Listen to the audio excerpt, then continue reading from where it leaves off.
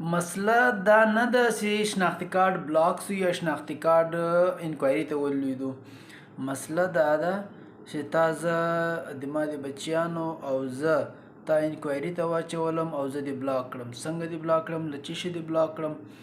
تا زه له تعلیمه بلاک کړم، تا زه له شناخته بلاک کړم، تا زه له سفره بلاک کړم، تا زه یو پراپرټي اخیستلو چې بلاک کړم، تا زه یو ملک له پاکستانه څخه بل ملک ته تلم چې بلاک کړم، تا زه له یوې صوبې تر بلې صوبې پورې بلاک کړم، تا زه په ریسټورنټ کې په هوټل کې یو ورځې دپاره سټې کولی چې بلاک کړم، تا زه په بس سفر څخه بلاک کړم، تا د ما د روزمره یو داسې شی نه راپرېښی، یهاں تک زه هیلت هم نسم حاصلولی، صحت چې زه علاج کوم هغه هم نسم حاصلولی.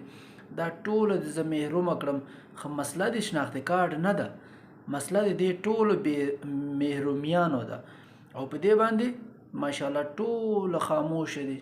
مسله د شناختي کارت بولو، مسله د شناختي کارت نه ده، مسله د بیسکس او فنډامنټل رایټس ده. هغه له پښتون د شناختي کارت مسلې دي، پی او آر مسلې دي، پی او سی مسلې دي، ایس مسلې دي. آیا افغان ده، آیا پاکستان ده، آیا پښتون ده، آیا افغاني ده، آیا پاکستاني ده، په دې باندې سردرد جوړ کړی ده او سردرد نه ده، یو سم کینسر بیماری ده.